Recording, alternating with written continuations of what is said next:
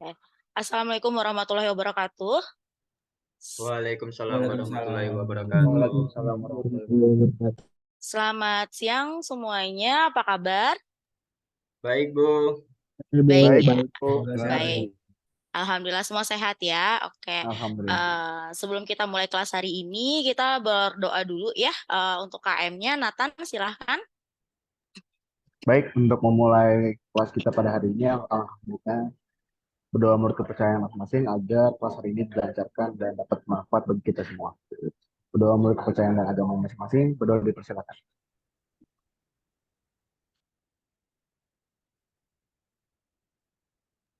Berdoa tidak pernah selesai. Dikembalikan lagi kepada Bu. Iya, terima kasih Nathan. Oke. Nah, kita kelasnya ini mata kuliahnya manajemen keuangan ya, teman-teman. Tapi sebelum kita memulai kelasnya, kita ada kontrak perkuliahan dulu yang harus kita sepakati bersama. Oke. Nah, kelas manajemen keuangan ini kode mata kuliahnya EBJ 2B4, SKS-nya kita nanti akan ketemu selama 4 SKS. Ini ada di semester 3, saya adalah dosen pengampu kalian. Kelasnya hari kuliah kita, waktu dan juga ruangan gitu ya. Benar ya, cocok ya kalian ada di kelas ini ya, teman-teman ya. Ya, nggak ada yang salah kelas kan ya? Nggak ada. Oke. Nah, ini adalah deskripsi singkat dari mata kuliah kita. Mata kuliah ini memberikan apa? Pengetahuan tentang konsep dasar dari manajemen keuangan, metode maupun teknik pengelolaan keuangan di perusahaan dalam melakukan perencanaan, pengelolaan, penyimpanan, serta pengendalian dana dan aset perusahaan. Gitu ya. Nah, setelah kalian belajar ini, apa sih capaian pembelajarannya? Ada yang disebut dengan program learning outcomes gitu ya. Yang diharapkan oleh program studi atas mata kuliah ini apa? Ada di PLO 3 dan PLO 4. PLO 3 itu adalah kalian mampu menguasai konsep teori dalam ilmu manajemen, prinsip kepemimpinan, kewirausahaan, serta menerapkannya dalam berbagai tipe organisasi pada tingkat lokal, nasional, dan global.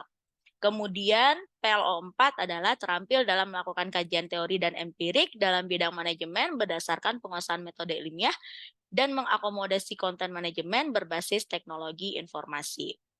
Nah, dari mata kuliah ini kalian juga diharapkan mampu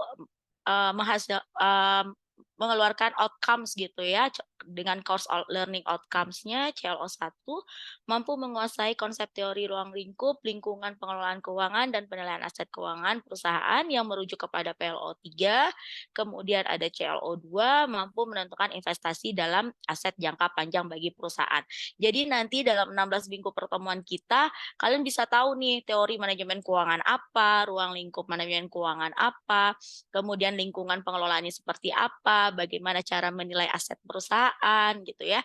Kemudian bagaimana menentukan investasi perusahaan. Oh, kalau kita punya modal segini nih harus kita apain nih ya. Atau misalnya kita bisnisnya udah dapat laba atau dapat untung, mau kita kemana ini labanya gitu. Dan untuk jangka panjang gitu ya. Ini adalah harapan kalian dari belajar ini. Nah, adapun komponen dan bobot penilaian kalian ada 6 matriks ya teman-teman berdasarkan CLO 1 itu nanti ada evaluasi kuis, tugas studi kasus yang masing bobotnya adalah 10, 15 dan 25. Kemudian untuk CLO 2 nanti ada kuis juga, tugas studi kasus yang bobotnya sama 10, 15 dan 25%. Totalnya adalah 100%. Jadi nanti kalian harus memenuhi semuanya nih. Artinya nanti kalau ada kuis ya, kuis 1 mungkin nanti ada beberapa kuis. Nah, nanti itu kalian harus kerjakan gitu. Kalau enggak nanti kalian akan kehilangan bobot nilai kalian 10% kalau kalian nggak ngerjain gitu. Ya. Paham ya di sini ya untuk penilaian dan bobot nilai ya. Nah, kemudian apa sih yang akan kita pelajari selama 16 minggu ke depan? Nah, ini adalah silabus kita. Yang pertama adalah kita belajar tentang prinsip manajemen keuangan. Nanti kalian akan ketemu nih kuis 1. Kuis 1.1 itu maksudnya adalah kuis dari CLO 1 dan kuis yang pertama. Gitu. Nah, kemudian yang kedua adalah laporan keuangan dan analisis laporan keuangan. Itu masuk ke tugas studi kasus dari CLO 1, tugas studi kasus yang pertama, kemudian minggu ketiga ada nilai waktu dari uang, kemudian yang keempat adalah tingkat pengembalian dan risiko, yang kelima adalah penilaian obligasi, penilaian saham, Ya, nanti ada kuis juga. Kemudian penilaian obligasi ada studi kasus. Kemudian di minggu ke-7 kita review pertemuan 1 sampai 7.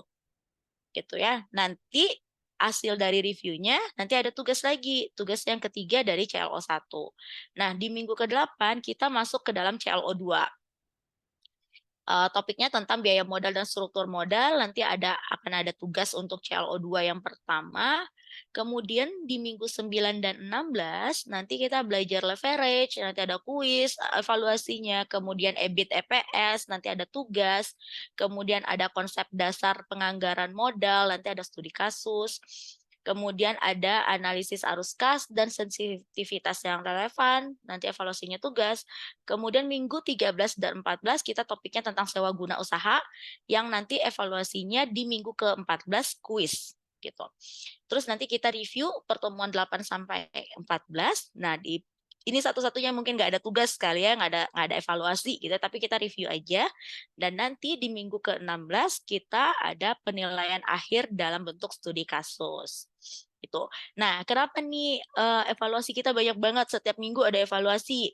Kira-kira ada yang tahu nggak? Untuk mengukur kemampuan, Bu, dan pemahaman.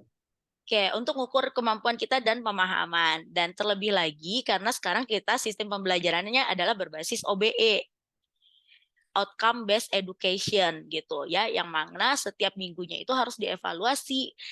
Setiap minggunya itu kita harus yakin nih bahwa kalian paham apa yang kita pelajari gitu ya. Kemudian buku referensi yang kita gunakan adalah kita pakai Keon di sini. Silakan cari last edition-nya ya. Ini gambar bukunya. Ya, kalian bisa cek di perpustakaan. Ini ada di perpustakaan. Mungkin e-booknya juga ada di perpustakaan ya. Jadi nanti silakan dicek ke perpustakaan. Nah, apa aja yang alat tulis yang perlu kalian siapkan adalah siapkan buku, binder, kemudian ada alat tulis lengkap ya, pulpen, pensil, penggaris, penghapus, tip X, rautan, dan kalkulator. Kenapa? Karena kita pasti akan banyak menghitung di mata kuliah ini ya. Namanya juga keuangan ya. Jadi pasti akan banyak ngitung. Ini adalah tata tertib perkuliahannya.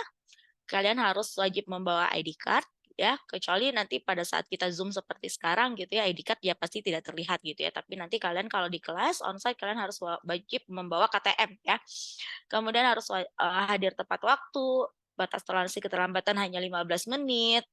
Karena kalau lebih dari itu maka dianggap tidak hadir. Kalian tetap boleh ikut kuliahnya. Jadi nanti Bu Ina akan tetap persilakan kalian masuk, tapi nanti tidak akan ada presensi untuk kalian gitu ya. Kemudian mahasiswa wajib memakai pakaian yang sopan dan rapi. Ingat aturan berpakaian kita, Senin harus pakai seragam merah, Selasa dan Rabu seragam putih, Kamis itu bebas, Jumat itu kita pakai batik ya. Dan kalau Sabtu karena kita nggak ada kelihatan perkuliahan, jadi ya nggak ada. Jadi kalaupun datang ya tetap bebas, tapi yang penting sopan dan rapi gitu. Nah, ingat bersikap dan berbicara dan mengirim pesan dengan tutur kata yang sopan dan santun ya teman-teman ya. Nah, smartphone, tablet, laptop, dan gadget dilarang digunakan kecuali memang nanti Bu Ina akan minta kalian bawa gitu ya. Jadi misalnya nanti akan ada topik-topik di mana kita akan banyak misalnya pakai Excel misalnya gitu ya. Jadi nanti kalian harus bawa laptop misalnya gitu. Tapi di luar itu nanti kita hindari penggunaannya ya, biar kita lebih banyak diskusi dan mencatat gitu. Kemudian mahasiswa wajib mengumpulkan tugas dalam batas waktu yang telah ditentukan. Apabila tugas dikumpulkan lewat dari batas waktu, maka tidak akan diterima karena setiap tugas itu jangka waktunya udah cukup panjang untuk bisa kalian mengerjakan gitu ya. Kemudian nilainya berlaku mutlak teman-teman, nggak ada negosiasi. Setelah disubmit tidak ada negosiasi, tapi kalau memang kalian merasa bahwa ada kekurangan, misalnya ada yang perlu ditambah, silakan konfirmasi sebelum nilai kalian disubmit gitu ya. Kemudian tata tertib ini berlaku mutlak gitu ya, jadi nggak ada negosiasi. Misalnya Bu, saya mau bajunya nggak pakai seragam. Nah, itu nggak ya kan, kalian harus ngikutin sesuai aturan gitu ya. Oke, sampai sini paham ya aturan tata tertib perkuliahan kita ya, bisa disepakati? Bisa, Bu. Bisa, terima kasih. Kemudian ini adalah aturan komunikasinya, silakan nanti dihubungi sesuai dengan jam berkomunikasi gitu ya. Ada yang mau ditanyakan?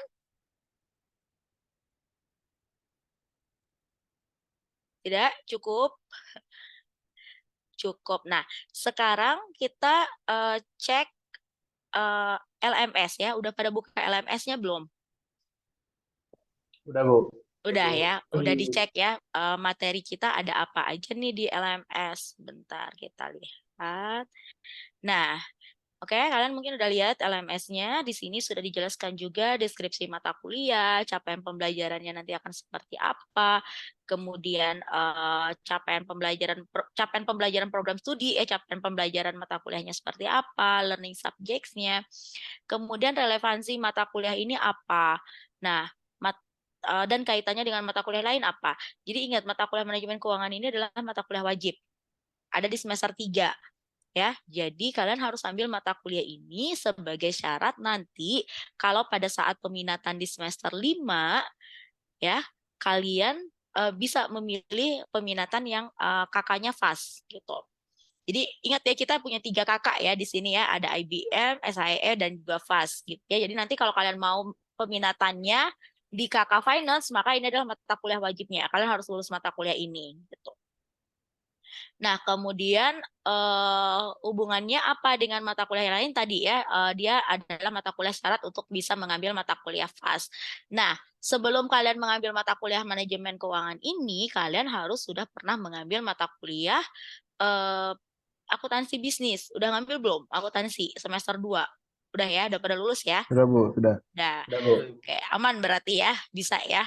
Karena nanti kita juga akan belajar tentang laporan keuangan. Nah, ini adalah topik-topik kita, teman-teman. Ada prinsip laporan, prinsip manajemen keuangan. Nanti kalian bisa lihat kuisnya. Ini deadline-nya udah lewat ya, berarti kalian harusnya sudah ngerjain ya kuis yang kemarin ya, minggu pertama ya. Ada yang belum ngerjain nggak? Coba. Sudah, Bu. Sudah semua ya, oke. Nah, nanti di minggu kedua juga kalian bisa lihat topik kita laporan keuangan. Kalian bisa lihat di sini ada materinya. Kemudian ada lecture notes. Kalian bisa cek di sini. Ini adalah lecture notes itu adalah catatan-catatan singkat yang disampaikan oleh dosen tim teaching gitu ya, terkait masing-masing topiknya. Kemudian nanti di sini ada forum diskusi. Silakan nanti selesai kelas kita, kalau kalian masih mau diskusi, silakan kita gunakan forum diskusi ini. Nanti akan kita saling berbalas pesan di sini, gitu ya. Ada external link juga, kalian bisa lihat rekaman dari topik-topik yang relevan dengan topik kita pada minggu tersebut, gitu. Kemudian di bawahnya ada poin-poin asesmen ya, ada tugas tadi studi kasus minggu kedua, kemudian di minggu ketiga. Jadi kalian lihat ya, external link-nya cukup banyak. Kenapa? Karena topik time value management, time value of money di minggu ketiga itu cukup banyak gitu. Jadi kita kasih extra link untuk video rekamannya juga cukup beragam gitu ya. Jadi kalian bisa cek di sini. Ada tugas 1 di sini ya. Kemudian minggu keempat ada tugas 1 juga. Penilaian saham nanti ada kuis di sini. Kemudian obligasi nanti ada studi kasus ya. Kemudian nanti biaya modal dan struktur modal nanti ada tugas. Pas bagian leverage ada kuis. Kemudian EBIT nanti ada tugas. Di minggu ke-11 konsep dasar penganggaran modal ada studi kasus 2, kemudian nanti minggu ke-12 ada tugas 2, minggu 13 dan 14 sama topiknya, kemudian nanti ada kuisnya di minggu ke-14 ya, kuis sewa guna usaha. Minggu 15 nggak ada di LMS karena kita review aja, jadi nanti kita lebih banyak diskusi dari minggu ke-8 sampai dengan minggu ke-14 ya.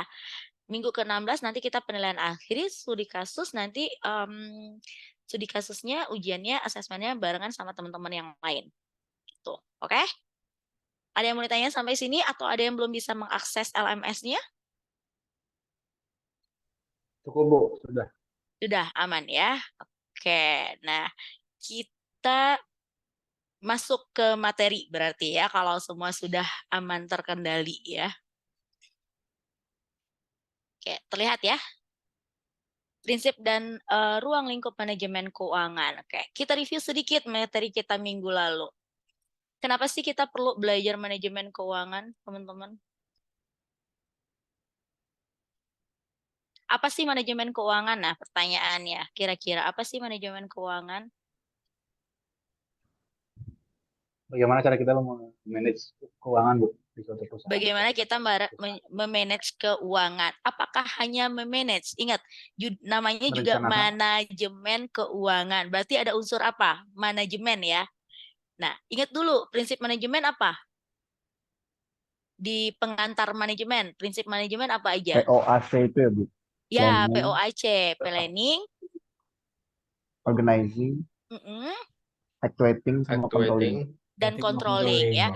Jadi POAC. Jadi benar kita memanage, tapi tidak hanya aja, tapi juga harus unsur POAC-nya ada. Kita planning, kita buat rencana. Rencananya apa kira-kira? Rencananya misalnya dari mana sumber modalnya, ya enggak? Nah, kira-kira sumber modal itu bisa dapat dari mana aja? Sumber modal ada dua sumber modal. Yang pertama, investor, oke. Yang kedua, Utang. utang, oke. Yang ketiga, ada lagi nggak selain itu? Dari inisiasi perusahaannya, Bu. Dari apa, Aufa? Dari operasi perusahaan. Dari kegiatan operasional perusahaan. Ya, oke. Nah, ada lagi yang mau jawab? Ini udah. Oke, jadi jangan lupa bahwa sumber modal kita atau yang disebut dengan keputusan pendanaan atau capital structure itu sumbernya ada dua utamanya, internal dan eksternal. Internal itu apa? Internal itu dari modal sendiri. Jadi ketika kita mau bikin usaha, kita punya modal sendiri kan? Nggak mungkin kita punya usaha dengan tangan kosong kan? Nah, modal sendiri. Yang kedua adalah eksternal. Eksternal itu dapatnya dari mana? Bisa dari hutang atau pinjaman. Yang kedua bisa dari apa? Investor tadi. Investornya misalnya bisa dengan cara kita apa? Menerbitkan surat berharga. Kita nerbitin saham misalnya gitu ya. Nah, itu adalah keputusan pendanaan. Kemudian apalagi di manajemen keuangan selain keputusan pendanaan, ada keputusan investasi. Keputusan investasi atau capital budgeting namanya. Keputusan investasi itu terkait apa? Si modal tadi kita itu, ya, si dana kita tadi itu, si alokasi dananya itu kita gunakan untuk investasi dan aset-aset jangka panjang. Kemana aja kita gunakan?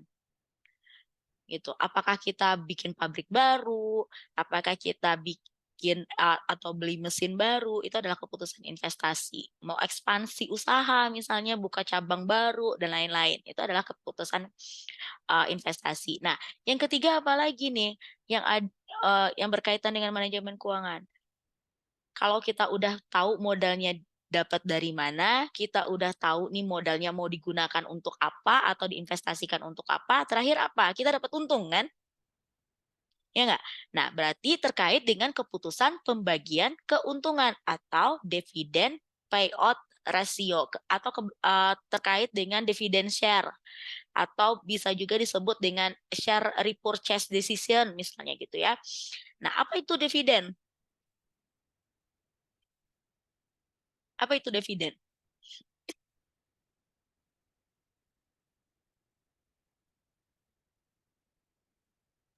Keuntungan Pembagian laba, Bu. Apa? Pembagian laba. Ya, Alfa Jaki ya, pembagian laba. Jadi dividen itu adalah berapa besar distribusi dana yang kita bisa berikan kepada pemilik modal kita tadi. Kayak tadi kita punya investasi sumber dana eksternal dari cara menerbitkan saham. Kalau kita nerbitin saham, terus kita share perusahaan kita ada perusahaan terbuka, saham kita diperdagangkan di bursa saham, berarti ada yang beli saham kita kan? Ya, ada yang jadi investor kan beli saham kita. Misalnya contohnya adalah saham PT Antam misalnya gitu ya.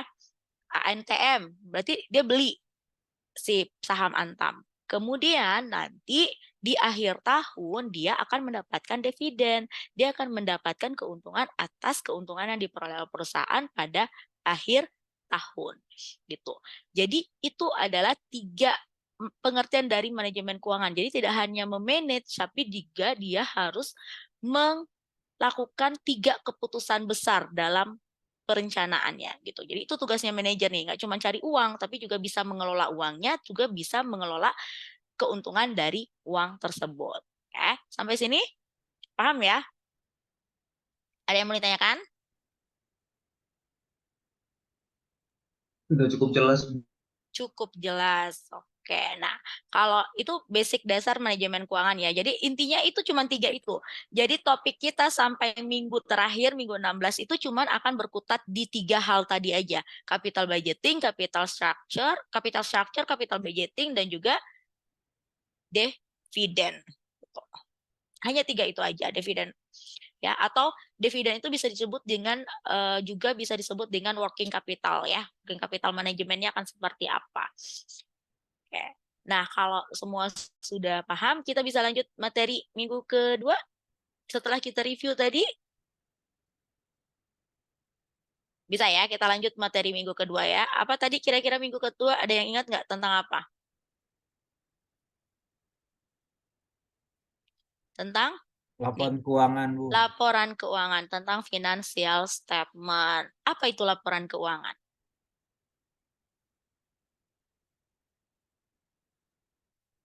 Apa itu laporan keuangan? Pernah belajar laporan keuangan? Pernah Bu, Pernah. Apa itu laporan keuangan? dokumen yang menyajikan informasi tentang kinerja keuangan. Terus Dokumen. biasanya itu ada 3 bagian, income statement, balance sheet, sama flow. Sama apa yang ketiga, Pak?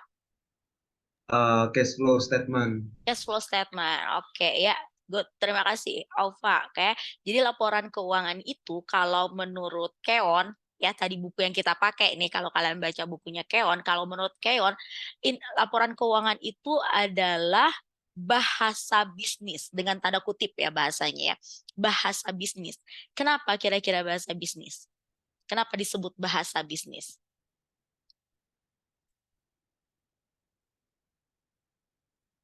Karena di dalam laporan keuangan tadi, kita bisa lihat kondisi perusahaannya, apakah menguntungkan atau malah rugi gitu. Atau kita bisa lihat bagaimana perkembangan dari perusahaannya dari tahun ke tahun. Kita bisa lihat, ketika sebelum pandemi kondisi keuangannya apa yang paling berpengaruh ya? Kimia Farma kali ya. Ketika sebelum pandemi, gimana nih kondisi keuangan Kimia Farma? Ketika saat pandemi, kira-kira keuntungan Kimia Farma lebih besar atau lebih kecil daripada sebelum pandemi? Lebih kecil. Lebih kecil. Kenapa kira-kira, Farel? Karena saat saat pandemi alat-alat medis itu sangat dibutuhkan Pak, untuk masyarakat sekitar. Jadi keuntungan pun naik gitu, Bu. Berarti maksudnya lebih kecil pada saat sebelum pandemi ya? Iya, saat Ya, sebelum pandemi lebih kecil. saat sebelum pandemi. Ya, nah kurang lebih karena itu. Karena apa? Kondisi lingkungan, kondisi kesehatan, kondisi ekonomi pada saat itu memang orang banyak butuhnya adalah medis, ya enggak? Obat, kemudian apalagi alat-alat medis misalnya. Nah, orang pada nyari itu sehingga mungkin pada saat pandemi justru Kimia Farma itu lebih untung nih dibandingkan saat sebelumnya. Nah, coba kita lihat setelah pandemi. Kita anggap sekarang sudah selesai pandemi ya. Coba kita lihat sekarang. Kira-kira untungnya masih akan sama atau enggak? Kita nggak tahu. Nanti kita bisa cek ya di laporan keuangan Kimia Farma. Nah, atau sebaliknya perusahaan lain yang kira-kira saat pandemi justru dia malah harus berjuang mati-matian. Apa kira-kira? Restoran, Bu. Restoran ya, beverage ya, F&B ya, food and beverage ya, bintang ya. Nah, coba lihat perusahaan makanan, gimana mereka? Restoran itu pasti tutup, ya enggak? Kalaupun buka, kayaknya awal-awal pandemi banyak yang nggak buka justru ya, karena benar-benar semuanya kita tuh PPKM ya, kita betul-betul PPKM. Jadi sama sekali mungkin mereka nggak punya kegiatan yang mumpuni untuk bisa beraktivitas gitu. Jadi pasti pada saat itu pandemi itu kondisi keuangannya turun gitu. Nah, terlihatnya di mana? Di laporan keuangan tadi. Di bagian mana kita bisa melihat bahwa perusahaannya untung atau rugi? Di laporan laba rugi atau income statement. Nah, jadi dari income statement itu kita bisa melihat apa?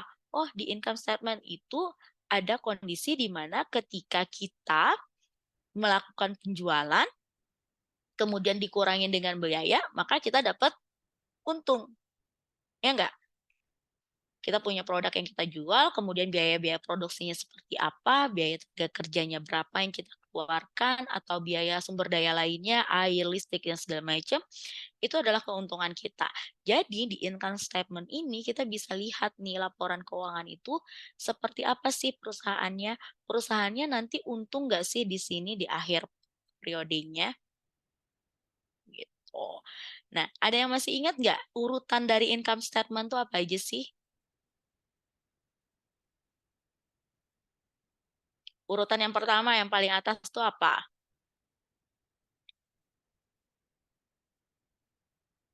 Sales revenue ya, pendapatan yang paling atas. Nah, kemudian setelah pendapatan apa? Ada COGS. COGS itu apa? Cost of Penjualan, Bu. HPP, Bu, harga pokok penjualan. Ya, cost of goods sold atau HPP, harga pokok penjualan. Apa tuh harga pokok penjualan? Dia bilang di sini. Dia bilang apa harga pokok penjualan itu? Harga pokok Biaya yang penjualan, berkaitan langsung dengan produksi, Bu. ya, biaya ya biaya yang berkaitan langsung dengan produksi produknya gitu.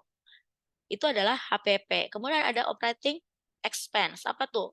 Biaya operasi, pengeluaran-pengeluaran yang terkait dengan pemasaran, bagaimana mendistribusikan produknya, kemudian administrasi yang dikeluarkan untuk kegiatan bisnis tersebut. Nah, kemudian ada financing cost. Financing cost itu apa? Biaya pembiayaan atau beban keuangan disebutnya. Nah, ini adalah bisa kita keluarkan kalau misalnya tadi di capital structure kita ada modal yang berasal dari eksternal. Apa tadi yang dari eksternal? Kredit. Kita pinjam uang ke bank. Ada financing cost itu adalah bunga yang kita keluarkan ketika sumber pendanaan kita yang capital structure tadi itu salah satunya berasal dari kredit. Jadi kita membayarkan bunga kepada krediturnya gitu. Nah, kemudian ada tax expense. Tax expense ini kita bayarin ke siapa? Beban pajak. Kita bayarnya ke siapa? Ke negara. Kalau perusahaan itu udah pasti ada pajak yang harus dibayarkan ke negara. Gitu. Oke, ingat ya ini ya, isi dari laporan keuangan. Nah, kira-kira bentuknya seperti ini income statement. Nah, kalau kalian lihat tadi kan Bu Ina bilang sebelum bunga itu adalah operating expense ya. Nah, semua kegiatan mulai dari sales sampai operating expense sampai kalian dapat namanya earning before interest and tax itu disebut dengan operating aktivitas atau aktivitas kegiatan operasional ya. Kemudian setelah EBIT mulai dari interest sampai dengan kalian menghasilkan earnings di akhirnya atau net income itu adalah keputusan finansial. Ya, adalah aktivitas finansial di mana nanti ada bunga di dalamnya yang harus kita bayarkan ketika kita melakukan pinjaman ke kredit.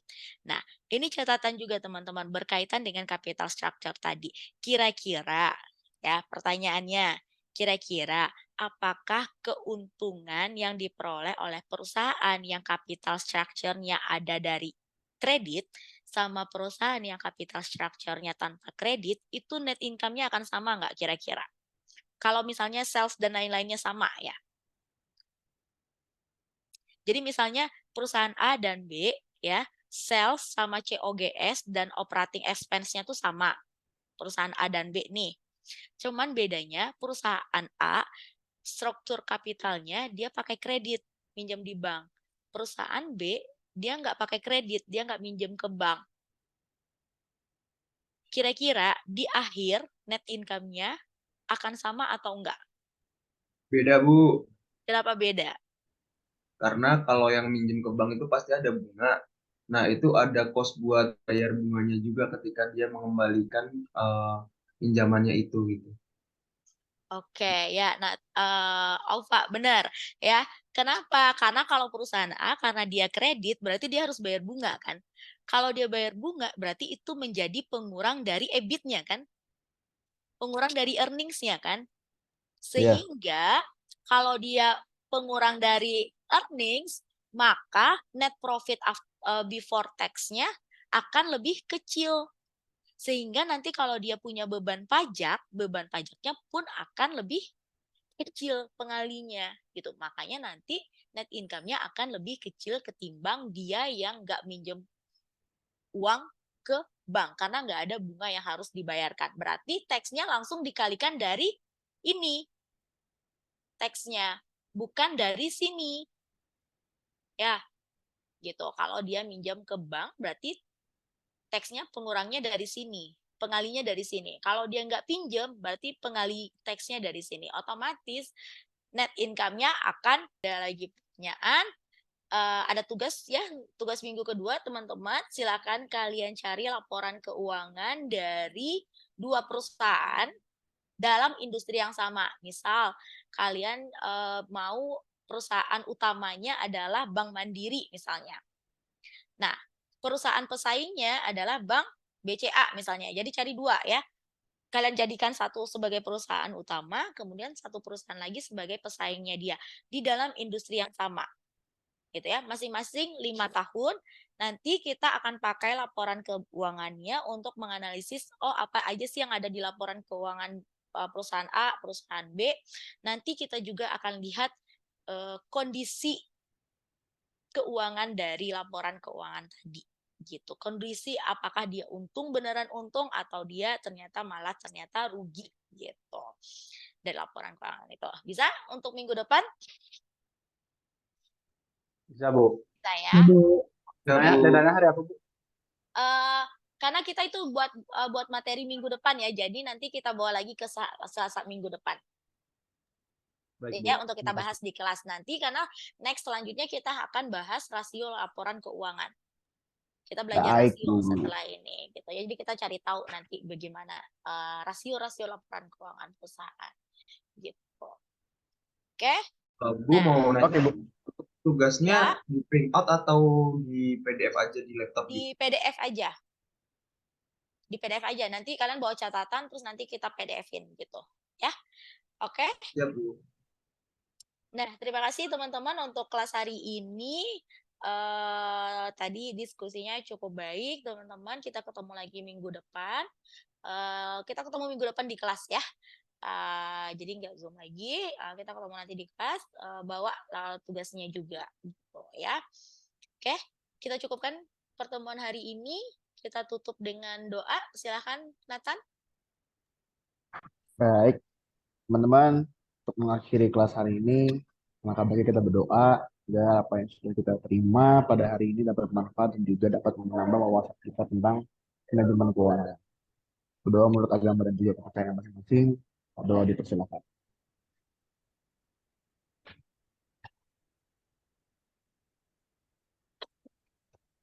Doa tidak selesai. Jadi kembali lagi kepada Ibu.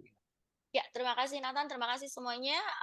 Kita ketemu minggu depan, jaga kesehatan. Assalamualaikum warahmatullahi wabarakatuh. Waalaikumsalam. Terima kasih banyak, Bu. Terima kasih.